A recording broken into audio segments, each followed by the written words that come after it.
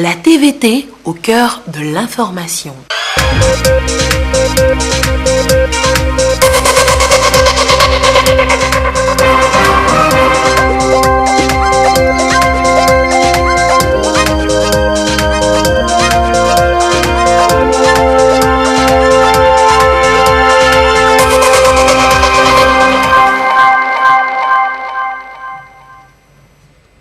Les efforts du gouvernement togolais en faveur du secteur de la santé ces dernières années sont énormes. Une assurance pour offrir une couverture maladie à la population fait partie aussi des plus hautes autorités. On va y revenir dans un instant. Le Togo poursuit sa politique de construction des routes. Un programme de connectivité est prévu pour désenclaver toutes les zones rurales. 4000 km de pistes rurales et 400 km de routes seront construites avec pour objectif de rendre toutes les communautés accessibles par la route. Et puis la communauté universitaire a rendu un vibrant hommage au professeur Michel Goué Akoué. Il est admis à la retraite le 1er avril 2020. Une rencontre chargée d'émotions sur fond de témoignages. Pour la circonstance, un ouvrage collectif de 800 pages intitulé « Dynamique de l'histoire économique, sociale et culturelle en Afrique et au Togo » lui a été dédié. Voilà pour les titres. Bonsoir à toutes et à tous. D'abord, ce communiqué de monsieur le procureur de la République près le tribunal de Lomé. Suite aux renseignements faisant état depuis quelques moments d'un plan de déstabilisation des institutions de la République en préparation au sein de la dynamique Monseigneur Podro DMK, une enquête a été ouverte pour atteinte à la sécurité intérieure de l'État et confiée au service central de recherche et d'investigation criminelle. Dans le cadre de cette enquête, le sieur Jossou Dodji Aovi Gérard, président de la Commission des affaires sociales en charge des droits de l'homme au sein de la DMK, a été interpellé dans la soirée du vendredi 27 novembre 2020 à Lomé par des éléments de la police judiciaire. Il a été procédé immédiatement à une perquisition à son domicile. Ceci a permis la découverte et la saisie des documents compromettants intéressant l'enquête. Les dits documents révèlent la projection des actions violentes visant à porter atteinte à la sécurité intérieure de l'État et qui devaient être mises en œuvre à partir des manifestations publiques prévues pour la journée du samedi 28 novembre 2020. L'enquête ayant révélé également que Mme Brigitte Kafui Adjamagbo Johnson, coordinatrice de la DMK, était en possession d'autres documents en lien avec le plan de déstabilisation du pays projeté. D'autres documents en lien avec le plan de déstabilisation du pays projeté. Son interpellation dans l'après-midi de ce samedi 28 novembre 2020 a été rendue nécessaire. Il y a lieu de préciser que Mme Brigitte Kafui Adjamagbo Johnson fait déjà l'objet d'une procédure judiciaire portant sur des faits similaires et placée sous contrôle judiciaire. L'enquête judiciaire en cours qui vise à déterminer les circonstances dans lesquelles ce projet criminel a été préparé et à rechercher les auteurs, co-auteurs et complices de ce projet se déroule dans le strict respect du principe de la présomption d'innocence et des règles procédurales en vigueur dans notre pays. Et c'est fait à Lomé le 28 novembre 2020. Le procureur de la République près le tribunal de Lomé et Solizam Boyodi. Voilà donc pour ce communiqué. La consultation publique vient de prendre fin. Les populations d'Adeti Kopé Centre et Loménion Kopé dans la préfecture d'Agouendivé ont été entretenues sur le projet de la plateforme industrielle d'Adeti Kopé pour les rassurer bien sûr sur les impacts environnementaux de ce projet. Abel Abochi, Marie-Ange Bida. Troisième et dernier jour de consultation publique des populations sur le projet de la plateforme industrielle d'Adeti Kopé PIA. Ici, les populations d'Adéti-Kopé Centre et de Lomé-Kopé sont entretenues sur l'installation très prochaine d'une plateforme industrielle moderne de transformation des produits locaux dans leur milieu. Une dynamique qui va favoriser la création d'emplois et le développement de leur localité. Je trouve que le nouveau projet va faire le bonheur d'abord pour la population d'Adéti-Kopé, pour le Togo tout entier. C'est quelque chose que la population a adhéré et nous sommes très contents. Ce serait très bon de passer à l'avenir des jeunes. Aujourd'hui, si on veut aller dans le domaine de la zone franche, c'est peut-être faire travailler tout un chacun, tous les apprenants qui ont fini leur étude. L'enjeu est de taille. À travers cette initiative, le gouvernement veut renforcer le tissu industriel et la croissance économique. Toutes les mesures sont prises pour préserver l'environnement et assurer la sécurité des populations au cours des travaux. Ce rapport a consisté à pouvoir traiter tous les sujets ou tous les enjeux liés au volet environnement et tous les enjeux liés au volet socio-économique. Au-delà de ça, nous avions fait tout ce qui concerne les investigations sur le plan humain, c'est-à-dire sur le plan socio-économique. Et une fois le rapport a été déposé, on a commencé le processus de consultation publique compte tenu de l'envergure du projet.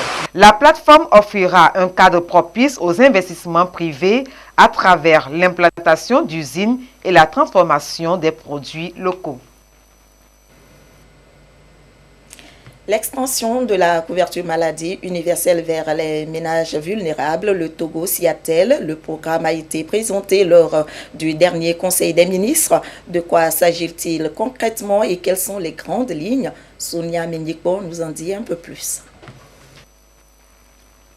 Disposer de fonds pour la santé est une question fondamentale et sans assurance maladie, tout Togolais malade risquerait de tomber dans la précarité s'il ne dispose pas d'un revenu conséquent. Le Togo veut donc assurer et garantir l'accès à des soins de santé à un coût abordable pour tous. Salariés du secteur privé, agriculteurs, artisans, étudiants entre autres, auront pour les 5 prochaines années leur assurance maladie, ceci pour réduire de plus de 80% la part du coût des soins de santé supportés par les ménages. Une volonté des autorités à renforcer la gouvernance et la gestion des structures sanitaires grâce à l'extension de la contractualisation et l'amélioration de la formation des responsables. Le programme a été abordé lors du dernier Conseil des ministres.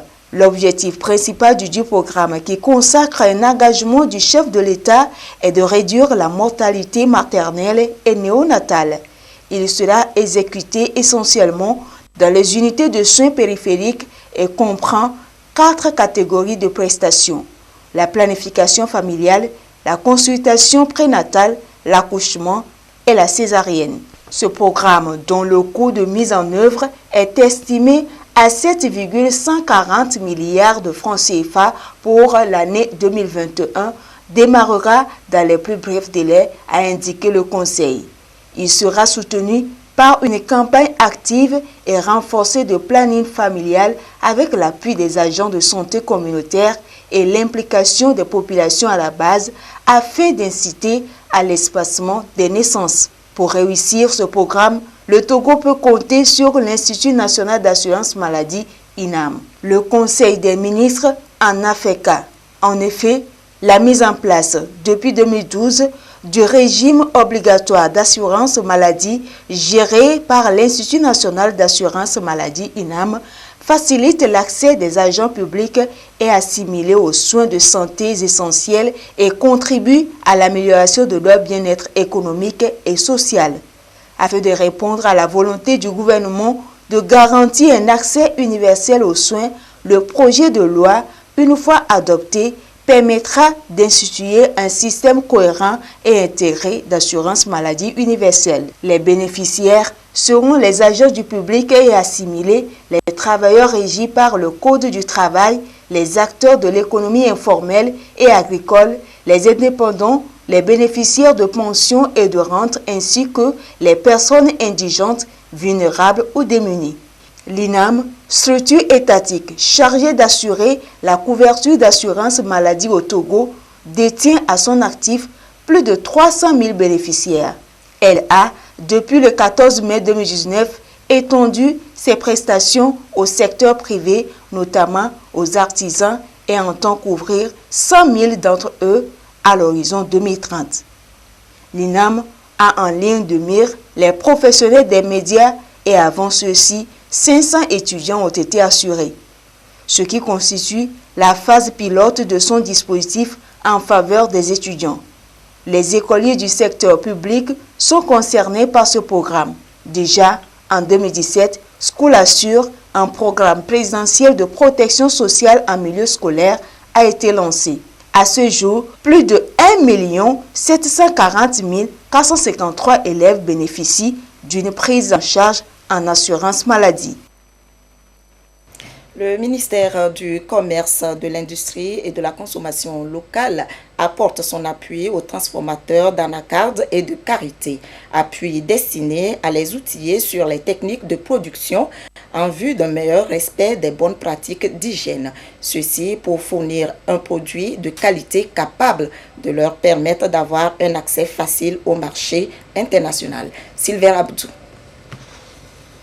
Ils sont nombreux les acteurs engagés dans la production, la transformation et la commercialisation de l'anacarde et de karité. Mais ce qui leur manque très souvent, c'est la démarche qualité et le professionnalisme dans ces filières à fort potentiel de production. À cela s'ajoute l'absence des règles d'éthique qui aujourd'hui entravent l'écoulement de ces produits. Le gouvernement ambitionne que la transformation respecte les règles éthiques et les normes environnementales, sanitaires, alimentaires au plus haut niveau. Les acteurs, par ailleurs, ont beaucoup de problèmes à écouler leurs produits, fort de l'absence donc de ces règles dont nous parlons dans la transformation de leurs produits. Peut-être parfois le produit est qualitatif, mais on le stocke mal, on le conditionne mal. Peut-être parfois le produit n'est pas qualitatif et ça pose de problèmes pour son écoulement tout simplement.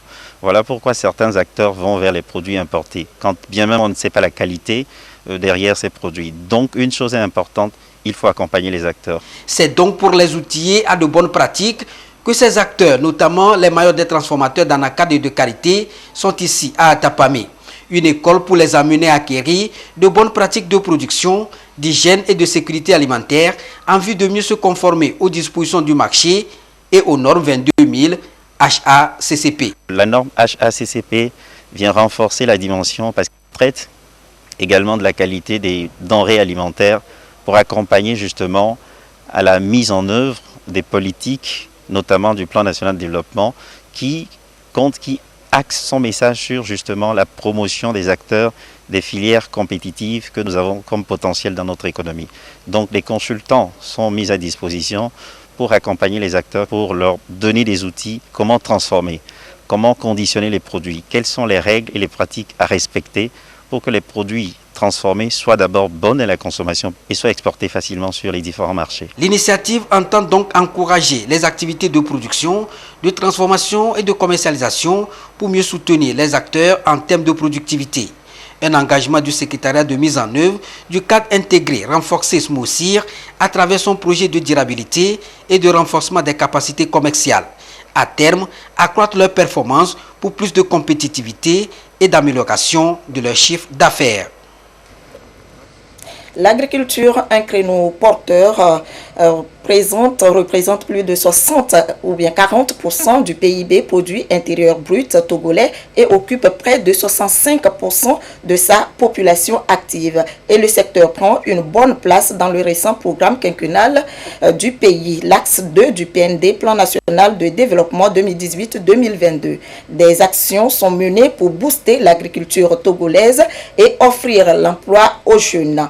On peut citer entre autres le projet d'appui à l'employabilité et à l'insertion des jeunes dans les secteurs porteurs qui a enregistré à ce jour plus de 35 000 primo-entrepreneurs engagés dans les différentes chaînes de valeur agricole, dont la production du soja. Sylvain Abdou. De 0,25 hectares en 2016, ce champ de production de soja bio est passé à 6 hectares grâce au projet d'appui à l'employabilité et à l'insertion des jeunes dans les secteurs porteurs paillage SP. Un projet dont bénéficie ce quadragénaire, entrepreneur agricole qui évolue de façon individuelle dans cette zone de Tchiri dans le Gou à environ 20 km d'Atapami. La SGSP m'a financé, on m'a apporté le tracteur qui a labouré tout mon champ et c'est là qu'on est en train de faire maintenant. Donc on va voir aussi ce que ça va donner cette année. Plus de 35 000 primo-entrepreneurs sont engagés dans la mise en œuvre de ce projet du gouvernement togolais et ce, dans les différentes chaînes de valeur agricole. 1400 évoluent de façon individuelle et les autres dans plus de 2500 groupements et coopératives agricoles. Par ce projet, les entrepreneurs ont amélioré la qualité de production à travers le financement et l'acquisition de matériel comme des vanneuses et batteuses pour augmenter le potentiel de production. Aujourd'hui, ce primo-entrepreneur témoigne de cette initiative innovante du chef de l'État. Auparavant, on tape avec le bâton.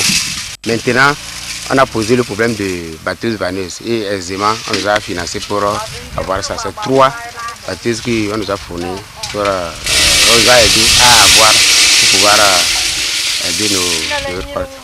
Ce projet est donc mis en œuvre il y a environ 5 ans et déjà, les témoignages sont grands. Si j'ai un problème maintenant, je ne cogne plus la porte de quelqu'un d'autre. Donc j'arrive à revenir à mes besoins. Et je le fais aisément. C'est grâce à l'appui de SGSP. On arrive aussi à payer le financement et on a ce qu'il faut aussi pour notre vie quotidienne. Si nous prenons la zone de l'Est Mono, qui est une zone de forte production, aujourd'hui, si vous faites le tour, vous allez constater des édifices par endroits, les producteurs qui passent de maison en paille à maison en tôle, qui sont aujourd'hui sur des motos pour pouvoir aller librement à leurs occupations. Et c'est des indicateurs palpables pour vous dire en fait que cette mise en relation nous permet d'avoir une force sur le marché. Plusieurs entreprises agrégatrices apportent leur soutien à ces primo-entrepreneurs pour les orienter et les encadrer en matière de respect des itinéraires techniques et bien d'autres. Entre autres entreprises, J4, jonction de croissance agricole au Togo, avec plus de 450 primo-entrepreneurs issus de 3 préfectures, notamment Ougou, Anié et Est-Mono. Avec le PAISP, nous avons organisé notre chaîne de production et nous comptons aujourd'hui 450 entrepreneurs individuels qui sont enrôlés dans ce système, comme nous venons de voir pour ces jeunes, qui ont un minimum de 5 hectares et pour les hommes et 3 hectares pour les femmes. Mais on a des producteurs individuels comme ça qui sont en entreprise, qui ont une surface allant jusqu'à 40 hectares. Et donc, tout ceci vient de l'appui de PAISP en termes de renforcement des capacités de ces producteurs et en termes de mise en relation avec les microfinances de la place. Et nous, à notre niveau, nous sommes là pour organiser la chaîne en termes de mise à disposition des semences de qualité, en termes d'appui technique pour le respect des itinéraires techniques, pour avoir le meilleur rendement, mais aussi de respecter les normes de production biologique, puisque nous sommes dans une chaîne de valeur soja biologique. La mise en œuvre de ce projet a permis une mise en relation entre tous les acteurs, notamment primo-entrepreneurs, entreprises agrégatrices et PAISP. À travers cette mise en relation, les jeunes bénéficient facilement de l'accès au crédit et du marché, mais aussi de bien d'autres appuis pour améliorer le rendement. Outre la production de soja, certains évoluent dans la production de manioc, du maïs, du petit ruminant et de volaille en vue de l'atteinte des objectifs du projet. Dans la lignée des grands chantiers déjà entrepris ou en cours d'exécution, le Togo prévoit de construire ou réhabiliter 400 km de routes ainsi que 4000 km de pistes rurales. L'objectif visé à travers ces travaux est de rendre accessible par la route toutes les communautés et de baliser la voie à leur développement. Au Conseil des ministres du mercredi dernier, la question a fait l'objet d'échanges. Écoutez Salah pour plus d'éclairage. 4000 km de pistes rurales et 400 km de routes à construire au cours des 5 prochaines années. Une promesse de campagne du chef de l'État Foresos Nanya Singbe que le nouvel exécutif va traduire dans les faits. Le signal est donné par la mise en place d'un ministère désormais dédié au désenclavement et aux pistes rurales. À sa tête, Bouraïma Kamfitine Tede Issa. Le nouveau ministre aura pour mission de poursuivre le chantier déjà amorcé avec pour objectif principal d'interconnecter les communautés entre elles via les pistes rurales. Le programme d'appui aux pistes rurales qui est mis en œuvre avec l'appui de l'AFD et de la KfW s'inscrit dans l'ambition du gouvernement de développer près de 4000 km de pistes rurales et a pour objectif de développer et étendre l'accès des ménages et producteurs agricoles aux intrants et aux marchés par la réhabilitation et la construction de pistes, notamment dans les zones de production de café et de cacao. Les bénéficiaires directs de ce programme seront donc les exportateurs des produits agricoles, les commerçants, les transporteurs et les bénéficiaires indirects seront les producteurs et les ménages dans les zones ciblées. Ce nouveau département est d'une importance capitale pour le transport et l'écoulement des produits agricoles. Le gouvernement en est conscient et le cahier de charge du nouveau ministère est bien défini. Tout mettre en œuvre pour permettre aux populations des milieux isolés d'avoir gain de cause à leurs préoccupations relatives à l'acheminement de leurs produits vers les villes. Kamfitine Tchédé Issa devra s'atteler à cette exigence.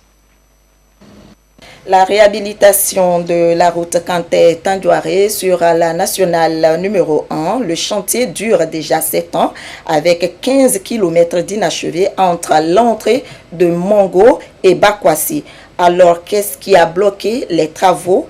Le Premier ministre Victor Tomiga Dogbe, déterminé à rendre concrets les projets du chef de l'État pour le bien-être des populations, était hier sur les traces de ces chantiers. Route Kanté-Tandjouaré et Sadori Kachamba. Avec cette sortie, tout est débloqué. Les travaux s'accélèrent pour être livrés d'ici à juin prochain. Adolphe Baka. Le tronçon Kanté-Tandjouaré sur la RN1 en pleine réhabilitation visité par Madame le Premier ministre. Long de 130 km, les travaux ont été lancés depuis 2013 et ont connu certaines difficultés par endroits liées entre autres à l'expropriation et indemnisation des communautés riveraines et le déplacement des services concédés, la TDE et la CET. L'autre difficulté majeure aussi, c'est la disponibilité des agrégats parce qu'il faut des graviers et donc c'est à partir de l'exploitation de carrières également, ça n'a pas été facile. Et puis également, il y a eu un problème d'organisation, il faut avouer, au niveau de l'entreprise. Et pourtant, cette route, axe central du pays, est d'une importance capitale aussi bien pour l'économie que pour les populations. La grande route que le père de la nation appelait l'épine dorsale du pays. Et nous savons que le Togo dessert les pays de l'Interland et que par le développement de cette route, je crois que la politique de développement va s'accentuer. Sadori Kachamba, je crois que la mer devrait être là pour nos jeunes. On ne peut que se réjouir. Sadori Bassar Sokodé, c'est un autre axe inscrit à l'agenda du Premier ministre. Là aussi, il fallait débloquer les travaux. En quittant Sokodé, passant par Bassar, Guérin-Kouka, on relie la nationale numéro 1 ici. Actuellement, les travaux sont à 7%. On a déjà multiplié les équipes, on a mis le matériel et le personnel nécessaire pour être dans le délai. Respect des délais et de la qualité des ouvrages, la chef du gouvernement qui vient toucher du doigt la réalité sur le terrain connaît bien toutes ces difficultés et son objectif est de faire bouger les lignes. Notre présence aujourd'hui, c'est d'abord faire le constat, mais dire à la population que des dispositions sont prises pour contourner les dernières difficultés et les travaux ont repris, on l'a vu. L'entreprise s'est engagée à soumettre le planning révisé en tenant compte des instructions que nous avons eu à donner. En tout état de cause, il faut absolument que, au plus tard le mois de juin 2021, que les travaux soient totalement réalisés. Réviser les plannings et être dans les délais, toutes les entreprises ont 6 à 7 mois selon les consignes du Premier ministre. Surtout que ce sont de gros financements pour l'État. Kanté-Tandjouaré, 75 milliards et Sadori Kachamba, 45 milliards de francs CFA. La réduction des émissions de gaz à effet de serre dues à la déforestation et à la dégradation des forêts REDD+, un mécanisme international contraignant, mais qui encourage les pays qui vont se distinguer dans la préservation des forêts à faire davantage. Le Togo s'est lancé dans cette dynamique et dispose aujourd'hui de sa stratégie nationale REDD+. Une rencontre s'est tenue à ce propos avec les différents acteurs impliqués pour échanger sur les préoccupations de l'heure. Christine Petekialoudé. La survie de plus d'1 milliard d'individus sur la planète dépend des forêts. Les activités anthropiques comme l'exploitation abusive des ressources forestières et les mauvaises pratiques agricoles accélèrent le réchauffement climatique. La REDD+, à laquelle le Togo a adhéré depuis 2014, encourage les pays, en l'occurrence ceux en développement, à réduire les émissions issues de la déforestation et de la dégradation du couvert végétal. C'est un processus à 3 niveaux: l'élaboration de la stratégie, sa mise en œuvre et son évaluation. L'étape de la préparation au Togo s'est concrétisée par l'élaboration de la stratégie nationale REDD+, soumise à l'appréciation des parties prenantes. Le premier axe vise la promotion d'une agriculture performante à faible impact sur le climat. Le deuxième sur le développement et la gestion du patrimoine forestier. Le troisième sur le développement et la gestion des énergies traditionnelles. Et il y a un quatrième axe qui est un axe transversal qui permet de prendre en compte l'aspect genre, l'urbanisation et l'aménagement du territoire. La gouvernance carbone et le mécanisme de partage de bénéfices est l'autre sujet phare à l'agenda. Le comité s'est prononcé sur les options qui peuvent être bénéfiques pour le Togo. Et il s'agit de pouvoir créer un fonds qui doit pouvoir accueillir et gérer les financements qui seront obtenus. Il faut également un cadre juridique approprié. Le Togo s'est engagé à restaurer 1 400 000 hectares pour accroître sa couverture nationale qui est de 24,24%. L'approbation de la stratégie nationale REDD+, et les instruments de sauvegarde environnementale et sociale qui l'accompagnent est le dernier verrou avant l'adoption de la stratégie par le gouvernement. La mise en œuvre des actions contenues dans la dite stratégie sera une contribution majeure à la réalisation de la vision environnementale du chef de l'État inscrite dans le nouveau plan stratégique de développement 2020-2025 et déclinée dans la feuille de route pour nos ministères respectifs. L'achèvement de la phase de préparation du processus REDD+, permettra au Togo de remplir les exigences de la Convention cadre des Nations Unies sur les changements climatiques, ce qui aidera à la mobilisation des ressources pour la mise en œuvre du processus. Une étude sur la perception et le coût de la corruption au Togo a été menée par APUSIA, la haute autorité de prévention et de lutte contre la corruption et les infractions assimilées avec ses partenaires. Le rapport de cette étude est désormais disponible. APUSIA a amorcé une tournée dans les régions du pays pour sa dissémination. L'étape de la CARA avec Nestor Moussou. La haute autorité de prévention et de lutte contre la corruption et les infractions assimilées à APUSIA qui rencontre les acteurs de développement au niveau de la région de la Kara. Objectif, partager avec eux le rapport de l'enquête qu'elle a diligentée sur la perception et le coût de la corruption au Togo. Il s'agit pour APUSIA de recueillir les propositions et suggestions pour enrichir ce rapport, document qui va servir pour l'élaboration de la stratégie nationale de prévention et de lutte contre la corruption et les infractions assimilées. L'étude nous a permis de distinguer les services les plus exposés à la corruption au Togo. Au peloton de tête, on a vu la gendarmerie, la police, suivre la justice, les services fiscaux et financiers. Ça nous a permis aussi de savoir combien coûte la petite corruption au Togolais. La petite corruption, lorsque on est obligé de donner les pots de vin, les dessous de table pour avancer les dossiers, combien ça coûte. Ça nous a permis d'évaluer globalement la petite corruption qui tourne autour de 8 milliards les 12 derniers mois. La corruption augmente la pauvreté parce que lorsqu'une partie des citoyens accapare toutes les richesses du pays, ils en privent à d'autres. Ce qui appartient à une nation doit revenir à tous les citoyens selon une répartition équitable. L'ambition de Aplusia est d'arrimer la lutte contre le fléau de la corruption au Togo sur les standards internationaux contenus dans les instruments juridiques que le pays a signés et ratifiés, notamment le protocole de la CEDEAO, la Convention de l'Union africaine et celle des Nations unies sur la corruption.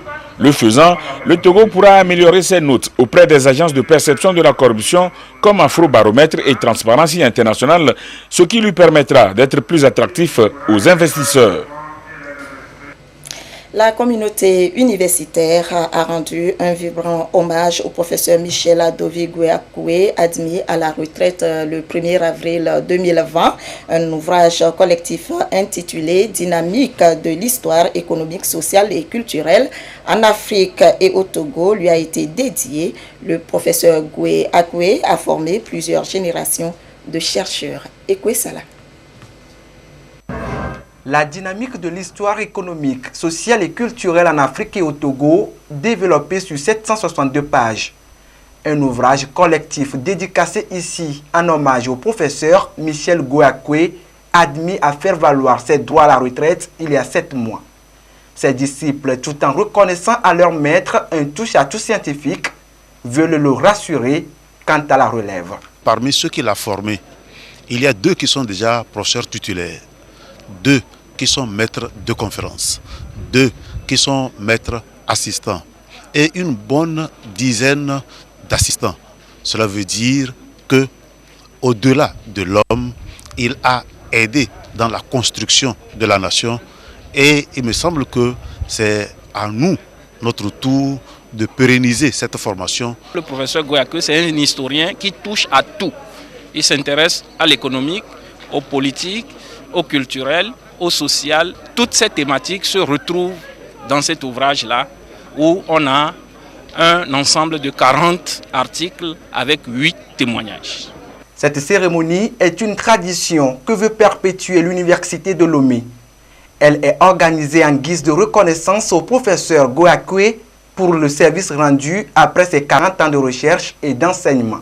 Le sens, c'est que toute la communauté universitaire se retrouve pour lui dire merci pour le travail qu'il a accompli. Parce que vous savez, former l'homme, ce n'est pas chose aisée.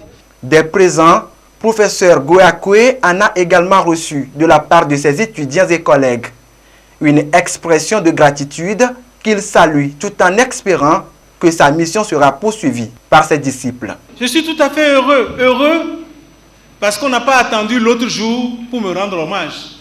Merci à vous d'avoir organisé cette cérémonie d'hommage. Peut-être que je n'ai pas tout réussi, mais je pense que derrière moi, il y en aura qui vont poursuivre cette lutte pour la justice sociale. Justice sociale qui doit être pour nous universitaires leitmotiv. Notre lutte en tant qu'universitaire, en tant qu'élite dans notre pays, c'est de participer aux côtés des peuples par nos recherches, par nos publications, par notre engagement à cette lutte permanente pour une justice sociale, non seulement pour nous, mais pour tous nos concitoyens. Spécialiste de l'histoire économique et sociale, le professeur Gouakoué est l'un des pionniers dans la mise en place des écoles doctorales de l'Université de Lomé. Retour une fois encore sur ce communiqué de monsieur le procureur de la République près le tribunal de Lomé. Suite aux renseignements faisant état depuis quelques moments d'un plan de déstabilisation des institutions de la République en préparation au sein de la dynamique Monseigneur Odro DMK, une enquête a été ouverte pour atteinte à la sécurité intérieure de l'État et confiée au service central de recherche et d'investigation criminelle.